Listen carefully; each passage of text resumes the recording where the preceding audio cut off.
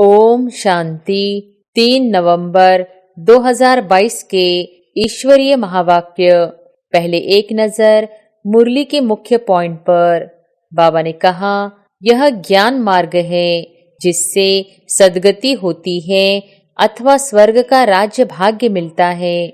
ज्ञान सागर ने यह ज्ञान गंगाएं लाई है, तो ज्ञान गंगाओं को जरूर ज्ञान देने वाले ज्ञान सागर बाप की याद रहनी चाहिए। जो अपने को ज्ञान गंगा नहीं समझते वह अज्ञानी ठहरे। ज्ञान सागर ने सृष्टि के आदि मध्य अंत का ज्ञान दिया है। अब हमको फिर सबको जाकर ज्ञान अमृत देना है।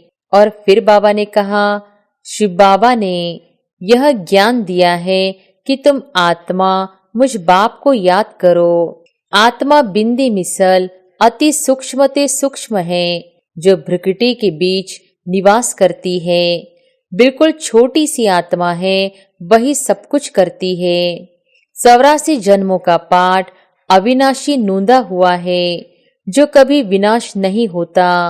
इसको कहा जाता है कुदरत। और फिर लास्ट में बाबा ने कहा, कल्प को लाखों वर्ष आयु दे दी है। यह है भूल। भक्ति में मुंझारा बहुत है। दर दर धक्का खाना, जब तब तीर्थ आदि करना, सब भक्ति मार्ग है। मीठे मीठे बच्चे मामे कम याद करो। इस याद रूपी अग्नि से जो तुम्हारे में खाद पड़ी है वह जलकर भस्म हो जाएगी। तुम्हारी आत्मा सतोप्रधान बन जाएगी। एक बाप ही कर्मातीत अवस्था में ले जाने वाला है। यह है अविनाशी सर्जन की मत। 63 जन्मों के पापों का बोझा सिर पर है, वह कैसे भस्म होगा? गंगा के पानी से थोड़ी ही पाप धुलेंगे। पाप आत्मा पर लगे हुए हैं। पाप आत्मा पुण्य आत्मा कहते हैं ना। और अब सुनते हैं महावाक्यों को विस्तार से। मुरली का सार। मीठे बच्चे, यह अनादि खेल बना हुआ है। इसमें हर एक पाठधारी का पाठ अपना अपना है। एक का पाठ दूसरे से नहीं मिल सकता। यह भी कुदरत है। प्रश्न है, भक्ति मार्ग में गंगा जल को इतना मान क्यों देते हैं? भक्तों की इतनी प्रीत गंगा जल से क्यों? उत्तर है, क्योंकि तुम बच्चे अभी ज्ञान जल अमृत से सद्गति को पाते हो। तुम्हारी प्रीत ज्ञान से है, जिससे तुम ज्ञान गंगा बन जाते हो। इसलिए भक्तों ने फिर पानी को इतना मान दिया है। वैष्णव लोग हमेशा गंगा जल ही काम में लाते हैं, परंतु पानी से कोई सद्गति नहीं होती। सद्गति तो ज्ञान से होती है। ज्ञान सागर बाप तुम्हें सृष्टि के आदि मध्य अंत का ज्ञान देते हैं। आत्मा को पावन बनाने का साधन पानी नहीं, उसके लिए तो ज्ञान और योग का इंजेक्शन चाहिए, जो एक बाप के पास ही है। गीत है, तकदीर जगा कर आई हूँ। ओम शांति। मीठे मीठे बच्चे जानते हैं कि यह ज्ञान मार्ग है जिससे सद्गति होती है अथवा स्वर्ग का राज्य भाग्य मिलता है। इसलिए इनको पाठशाला कहो अथवा कॉलेज कहो, यूनिवर्सिटी कहो, बात एक ही है। यूनिवर्सिटी में बड़ी विद्या, उनमें छोटी विद्या मिलती है तो सब पाठशालाएं। पाठशाला में कमाई के लिए पढ़ते हैं। तुम बच्चे जानते हो, हमारे यहाँ गुप्त पढ़ाई है। बेहद का बाप आकर आत्माओं को पढ़ाते हैं। आत्माएं ही पढ़ती हैं। अगर श्री कृष्ण भगवान होता तो तुम्हारा बुद्धि योग उनके चित्र की तरफ जाता, उनकी तरफ कशिश होती। उनके चित्र बिगर तुम रह नहीं सकते। परंतु श्री कृष्ण तो भगवान है नहीं, तो उल्टा समझने के कारण मनुष्यों को श्री कृष्ण की ही याद रहती है।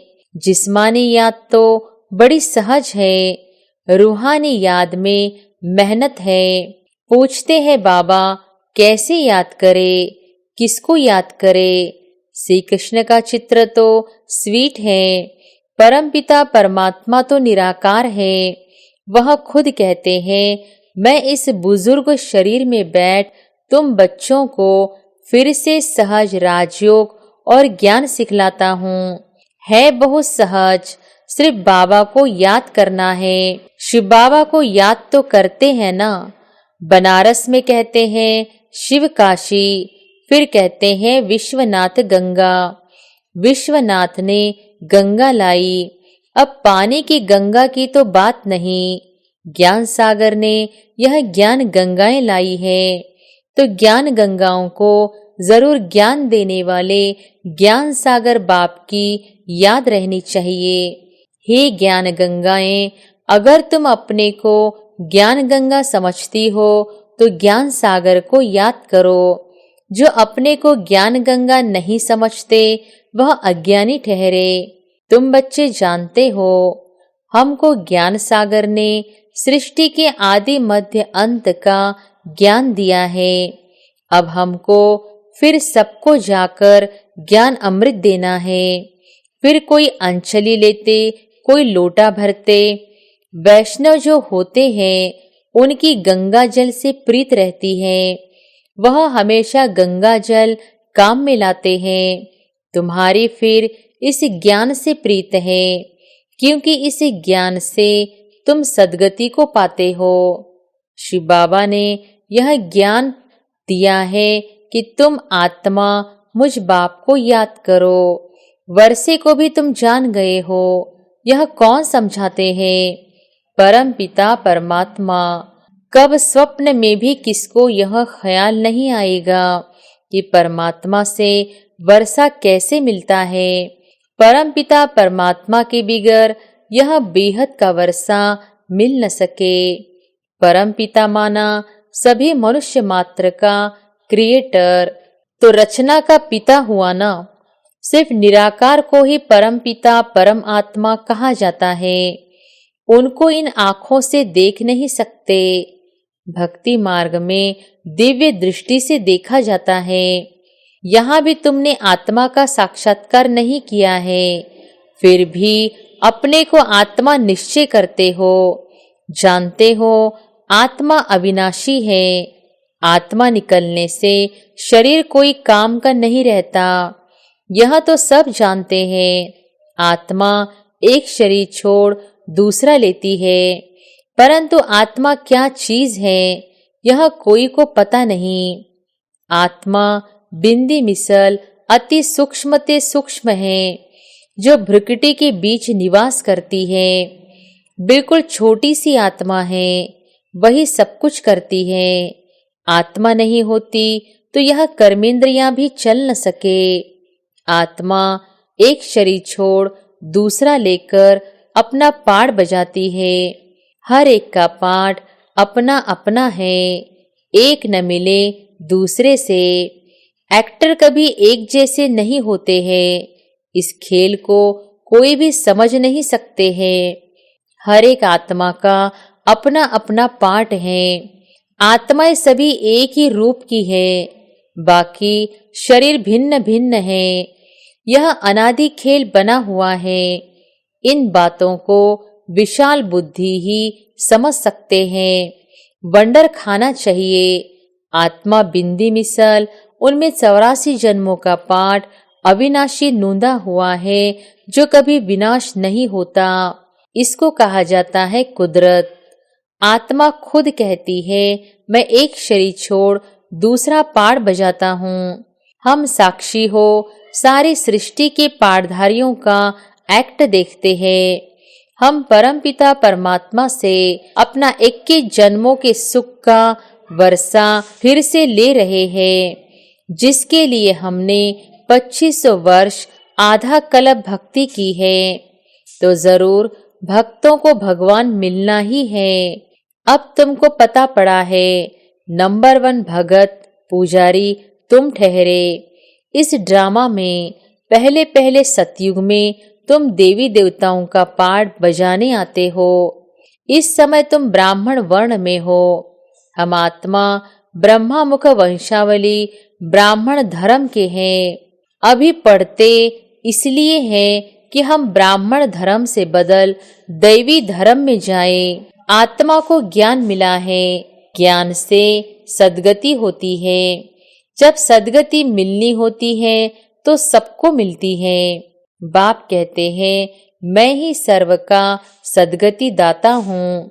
मनुष्य गुरु कब होता नहीं, हमेशा देही अभिमानी रहना है।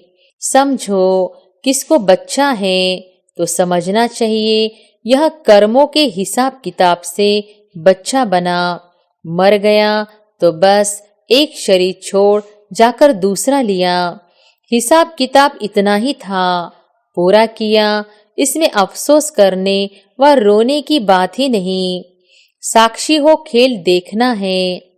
तुम बच्चे जानते हो, हम 84 जन्म लेते हैं। सतयुग में हम देवी देवता थे। पहले तुम कुछ नहीं जानते थे। ब्रह्मा ने भी बहुत गुरु किए थे, परंतु इनको भी कुछ पता नहीं था। समझते थे 84 लाख जन्म होते हैं। अभी तुम ऐसे नहीं कहेंगे। बाप समझाते हैं, मीठे मीठे सिक्के लधे बच्चे, हम ही आकर सबकी सद्गति करते हैं। सभी धर्म वाले भक्त भगवान को किस न किस प्रकार से याद जरूर करते हैं। कहते हैं, ओ गॉड फादर, हे परमपिता परमात्मा, परंतु परमात्मा को जानते नहीं। सिर्फ इतना समझते हैं परमपिता परमात्मा परम धाम में रहते हैं, परंतु हम वहां कैसे जाएं? हम तो जा नहीं सकते। सतयुगी देवताएं भी नहीं जा सकते। उनको 84 जन्म लेने हैं। वहां सुख है, वहां ख्याल भी नहीं होता कहाँ जाने का है। बाप को भी याद नहीं करते। कहते हैं दुख में सिमरन सब करे। बाप समझाते हैं, हम तुमको स्वर्ग का मालिक बनाते हैं। वहां तुम सदा सुखी रहेंगे। कल्प को लाखों वर्ष आयु दे दी है, यह है भूल। भक्ति में मुंझारा बहुत है। दर दर धक्के खाना, जप तप तीर्थ आदि करना सब भक्ति मार्ग है। आधा कल्प भक्ति मार्ग चलता है। यह भी खेल बना हुआ है। बाप कहते हैं, सब बच्चे ड्रामा के वश में हैं। मैं भी भला क्रिएटर, डायरेक्टर, करण करावन हार हूँ, परंतु मैं भी ड्रामा के वश हूँ। सिवाय एक टाइम एक शरीर के दूसरे कोई शरीर में आ नहीं सकता हूँ। कहते हैं, सदैव दादा के तन में आएगा और इनको ही ब्रह्मा बनाएगा। हाँ, पहले पहले इनका ही जन्म लक्ष्मी नारायण था ना, फिर इनको ही आदि देव आदि देवी बनाएंगे। इस देलवाड़ा मंदिर में शिव का भी चित्र है। आदि देव आदि देवी भी है, बच्चे भी हैं, सब तपस्या में बैठे हैं। ऊपर में स्वर्ग भी है, पूरा यादगार खड़ा है। तुम यहाँ बैठे बैठे देवी झाड़ की स्थापना कर रहे हो, वह है जड़ चित्र। यहाँ तुम चैतन्य में बैठे हो। तुम स्वर्ग की स्थापना कर रहे हो श्रीमत पर। जो अच्छी तरह पढ़ते पढ़ाते हैं वह ऊंच पद पाते हैं। लक्ष्मी नारायण ने क्या पुरुषार्थ किया होगा? तुम भी पुरुषार्थ कर रहे हो। फिर से देवता बने तो जरूर देवताओं ने पिछले जन्म में पुरुषार्थ किया होगा। मनुष्य मृत्यु लोक में रहते हैं, देवताएं अमर लोक में रहते हैं। भारत अमर लोक था, फिर मृत्यु लोक हुआ है। अभी है संगम। इनको कुंभ का मेला कहा जाता है। कुंभ का सच्चा सच्चा मेला यह है। आत्मा परमात्मा मिलते हैं, अनेक बार मिले होंगे, अनेक बार मिलने वाले हैं। कोई तो पुरुषार्थ कर पूरा वर्षा लेंगे, कोई फिर चले जाएंगे। परवानों का मिसाल आते तो बहुत है। तुम बच्चों को निश्चय है कि यह हमारा बाप दादा है। हम ब्रह्मा कुमार कुमारियां हैं। ब्रह्मा भी शिव का बच्चा है। हम धर्म के बच्चे हैं। बाप के बच्चे तो सब कहलाते हैं, परंतु जो हम बीके कहलाते हैं तो गोया हम शिववंशी ब्रह्मा कुमार कुमारियां हो गए। शिव बाबा है दादा, उनको मुख्य बालक एक है, एक से फिर दूसरे पैदा होते हैं। तुम जानते हो हम ब्रह्मा मुख वंशावली ढेर है, ढेर होते जाएंगे। पढ़ाने वाला शिव बाबा है। ब्रह्मा की आत्मा भी मुझको याद करती है, तुम्हें भी याद करना है। सृष्टि चक्र को याद करेंगे तो चक्रवर्ती राजा बनेंगे। अभी तुम स्वदर्शन चक्रधारी बनते हो। तुम्हारे में भी नंबरवार यह सिमरन करते हैं। गाया जाता है ना, सिमर सिमर जीवन मुक्ति पाओ। वहां दुख होता नहीं। यह तो पुरानी दुनिया है। यह शरीर भी पुरानी जुत्ती है। घड़ी घड़ी छत्तियां लगती रहती है। सरप का मिसाल देते हैं ना, वह पुरानी खाल छोड़ नई ले लेते हैं। नई खाल चमकने लग पड़ती है तो यह तुम्हारे 84 जन्मों की पुरानी खाल बिल्कुल जड़जड़ी भूत तमोप्रधान है। अब तुम्हारी आत्मा और शरीर दोनों सतोप्रधान कैसे बने, यह बाप आकर समझाते हैं। मीठे मीठे बच्चे, मामेकम याद करो। इस याद रूपी अग्नि से जो तुम्हारे में खाद पड़ी है वह जलकर भस्म हो जाएगी। तुम्हारी आत्मा सतोप्रधान बन जाएगी। फिर यह पुराना शरीर छोड़ आत्मा जाकर दूसरा शरीर लेगी। बाप की याद से ही विकर्म विनाश होंगे। भक्ति मार्ग में भी सिमरन करते हैं ना, नाम जपते हैं, पूजा करते हैं, उनको स्नान आदि कराते हैं। यहाँ तो शिव बाबा को स्नान आदि नहीं कराना है, वह तो अशरीरी है। शिव के मंदिर में कभी शिव को कपड़ा आदि पहनाकर श्रृंगारते हैं क्या?